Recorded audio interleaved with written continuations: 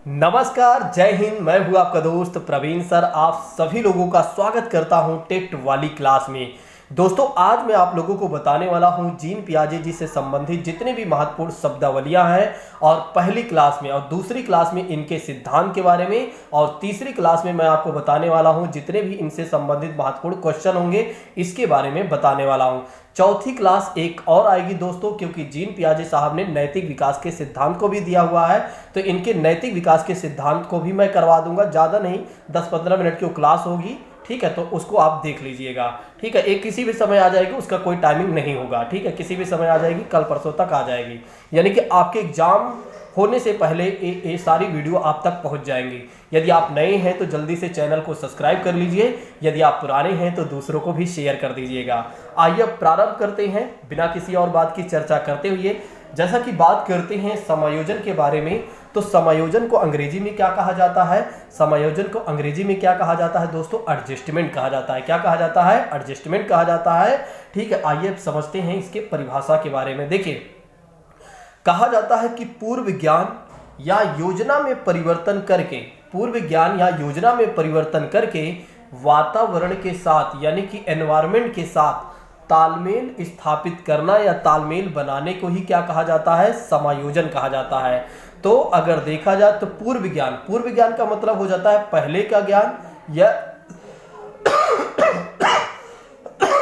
Sorry दोस्तों, या योजना में परिवर्तन करके क्या किया जा रहा है? वातावरण के साथ तालमेल स्थापित किया जा रहा है। तो ये जो वातावरण के साथ तालमेल स्थापित किया जा रहा है उसी को क्या कहा जा रहा है? समायोजन कहा जा रहा है। इस बात को ध्यान रखिएगा।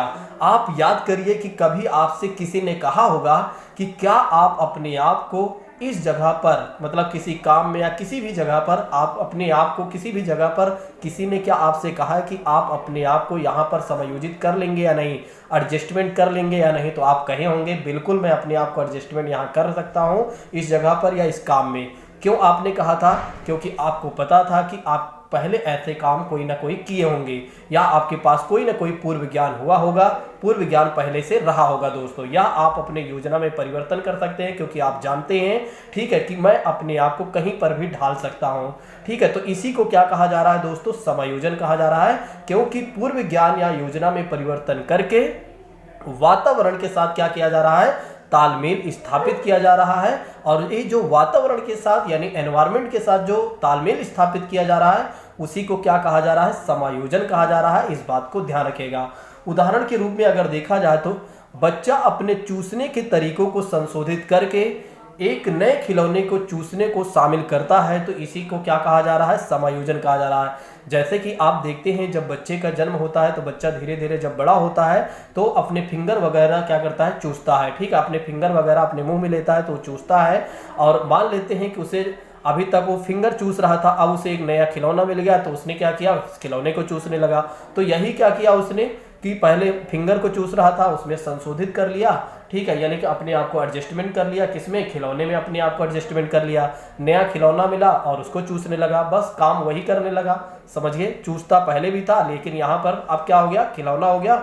वही है समायोजन, इस बात को ध्यान रखिएगा, या यही है समायोजन। अब आइए बात करते हैं विकेंद्रीकरण के बारे में। दोस्तों, यदि आप लोगों को मेरी बातें अच्छी लगी या मेरा कंटेंट अच्छा लगे तो एक बार लाइक जरूर कर दीजिएगा लास्ट में, ठीक है, और सब्सक्राइब भी कर लीजिएगा लास्ट में, या अभी भी कर सकते हैं। चलिए बात करते हैं विकेंद्रीकरण के बारे में। देखिए, विकेंद्रीकरण के बारे में यदि हम बात करते हैं तो इसे क्या कहा जाता है? डिसेंट्रलाइजेशन कहा जाता है। क्या कहा जाता है? डिसेंट्रलाइजेशन कहा जाता है। इस बात को ध्यान रखिएगा। देखिए, इसमें क्या कहा जा रहा है कि एक ही समस्या को अलग अलग रूप से समझ पाने की योग्यता। एक समस्या है, मान लीजिए कोई भी एक समस्या आपके समक्ष आती है, तो आप क्या करते हैं? उस समस्या को कैसे समझते हैं? अलग अलग से आप समझते हैं कि कैसे ये समस्या है और इसको कैसे सॉल्व करना चाहिए, ठीक है। या समस्या समाधान को अलग अलग तरीके से आप सोचते हैं, तो उसी को क्या कहा जाता है?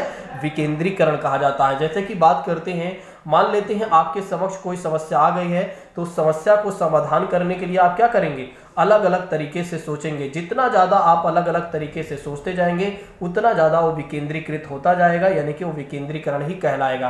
कहने का मतलब ये है कि अगर कोई समस्या हमारे सामने आती है तो उस समस्या को समाधान करने के लिए हम क्या करते हैं कि एक तरीके से अलग अलग तरीके से सोचते हैं। तो वही जो हम अलग अलग तरीके से सोच रहे हैं वही क्या है, विकेंद्रीकरण है दोस्तों, या वही क्या है, डिसेंट्रलाइजेशन है। इस बात को ध्यान रखिएगा।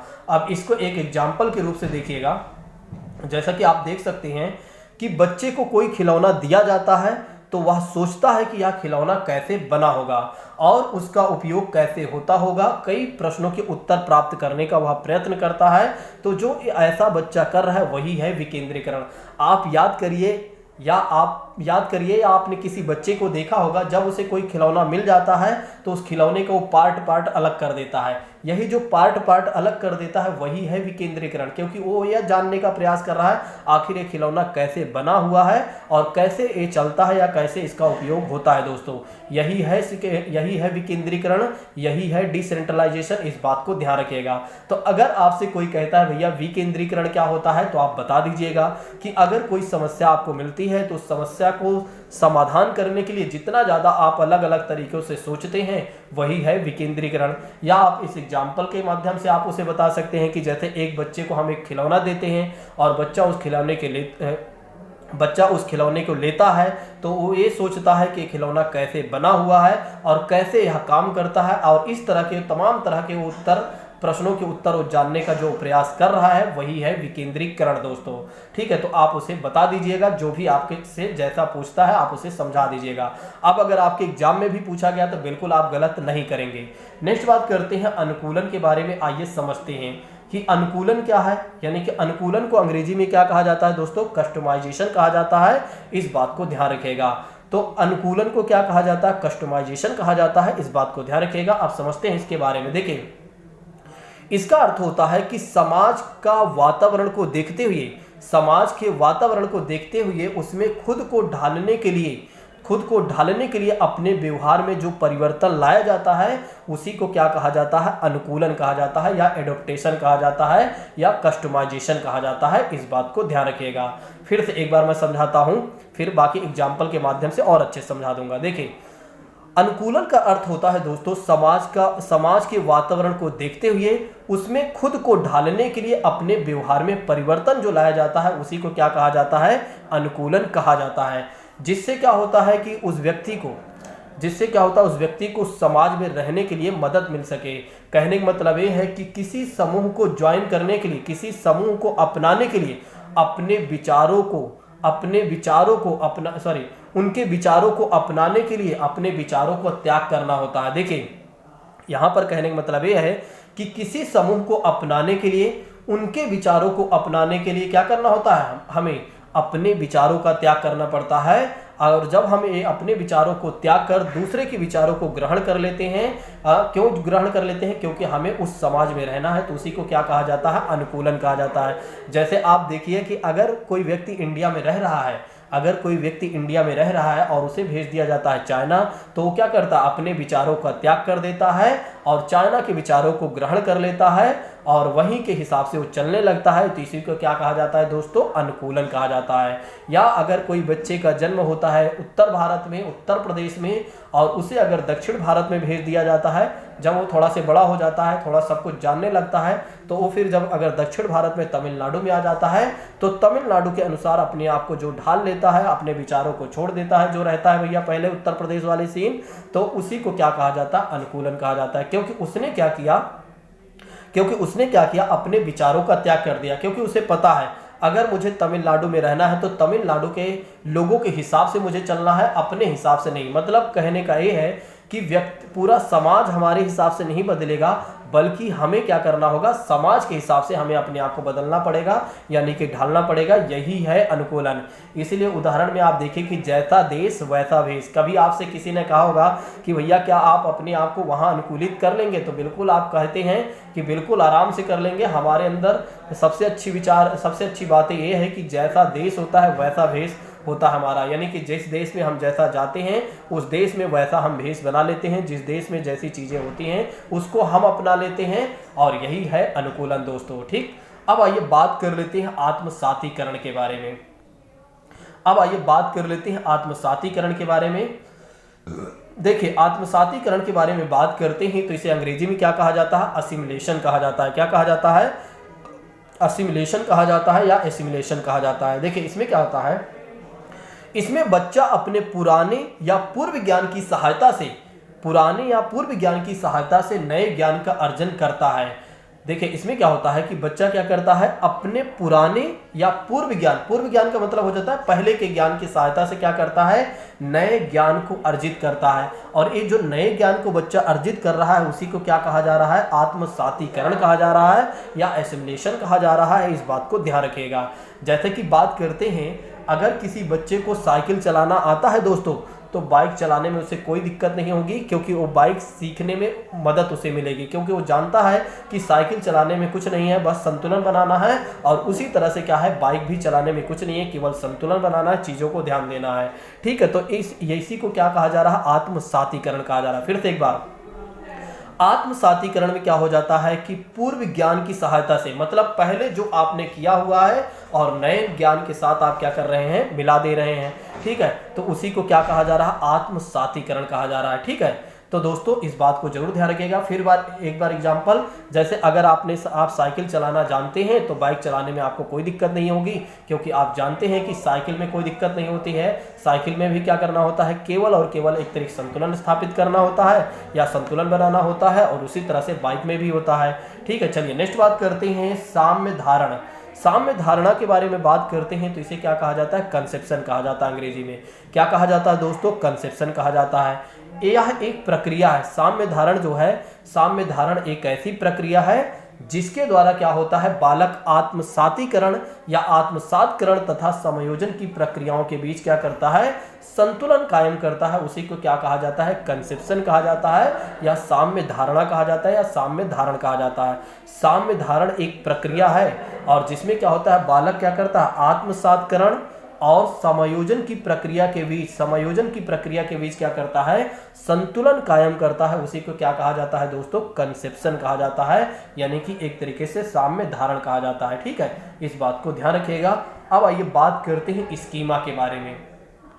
बहुत सारे छात्रों को स्कीमा के बारे में नहीं पता होता है। देखिए, स्कीमा के बारे में अगर देखा जाए तो इसमें बच्चा अनुभव के आधार पर, इसमें क्या होता है, अनुभव के आधार पर जो भी ज्ञान अर्जित करता है वो क्या करता है, सभी संगठित कर लेता है। तो जिसे हम क्या कहते हैं, प्रीवियस नॉलेज कहते हैं। इसमें क्या होता है कि बच्चा अनुभव के आधार पर जो भी ज्ञान अर्जित करता है वो सभी क्या कर लेता है, संगठित कर लेता है। जैसे कि बात करते हैं, अगर आप सोचिए कि जब बच्चे का जन्म होता है तो धीरे धीरे वो बच्चा क्या होता है, बड़ा होता जाता है, और जब बड़ा होता जाता है तो पीछे से क्या होता है, तमाम तरह के अनुभव लेते आता है। वो जो तमाम तरह के अनुभव लेते आता है वो सभी चीज़ें क्या करते जाता है, संगठित करते जाता है, यानी कि अपने माइंड में स्थापित करते जाता है, अपने माइंड में रखते जाता है। तो उसी को हम क्या कहते हैं, प्रीवियस नॉलेज कहते हैं। उसको हम क्या कहते हैं, प्रीवियस नॉलेज कहते हैं। इस बात को ध्यान रखिएगा। स्कीमा को भी अगर हम कहें प्रीवियस नॉलेज तो कोई इशू नहीं है, इस बात को ध्यान रखिएगा। अब आइए और अच्छे तरीके से स्कीमा को समझते हैं। देखिए, स्कीमा की परिभाषा जो होती है, स्कीमा की परिभाषा में कहा गया है कि बालक के मस्तिष्क में जो चीज़ें पहले से जमा होती हैं, वही जो हमने अभी आपको बताया था, बालक के मस्तिष्क में जो चीज़ें पहले से जमा होती हैं, बालक पहले से मस्तिष्क में उपस्थित चीज़ों को उपयोग करके किसी वस्तु के प्रति क्या कर लेता है, एक धारणा बना लेता है। जैसे बच्चे को कुछ बताया गया तो बच्चा उसी समय क्या कर लेता है कि एक तरीके से उस चीज़ को ध्यान रख लेता है और फिर उसकी क्या करता है, उस चीज़ को, उस विषय वस्तु का एक धारणा बना लेता है, और उसी को क्या कहा जाता है दोस्तों, स्कीमा कहा जाता है। तो स्कीमा क्या होता है कि बच्चे को जब कुछ बताया जाता है तो बच्चा क्या कर लेता है, उस विषय वस्तु या उस चीज़ के बारे में एक धारणा बना लेता है, तो उसी को क्या कहा जाता है, स्कीमा कहा जाता है। जैसे एग्जाम्पल के तौर पर देखिएगा, एक दिन क्या हुआ, एक बालक एक पक्षी को देखता है। एक दिन क्या हुआ, एक बालक एक पक्षी को देखता है और अपने पापा से पूछता है कि यह क्या है। तो उसके पापा उसे बताते हैं कि यह एक कौवा है। और अगले दिन ही क्या होता है, एक कबूतर को बच्चा देखता है और उसे भी क्या कहकर बुलाता है, कौवा ही कहकर बुलाता है। क्यों बुलाता है, अभी मैं आपको समझाता हूँ। देखिए, यहाँ पर क्या है कि बालक कबूतर को कौवा इसलिए कह रहा है क्योंकि कबूतर भी कौवे के जैसे ही दिखता है। देखिए बालक क्या कर रहा है, कबूतर को भी कौवा कह रहा है। क्यों? क्योंकि एक तरीके से कबूतर को कौवा को बताया गया। तो चलिए इसकी विशेषता पूरे देख लेते हैं, फिर आपको समझ में आ जाएगा। देखिए बालक कबूतर को भी कौवा कह रहा है, सॉरी कबूतर को भी कौवा कह रहा है। क्यों कह रहा है? क्योंकि कबूतर भी कौवे के जैसा ही दिख रहा है।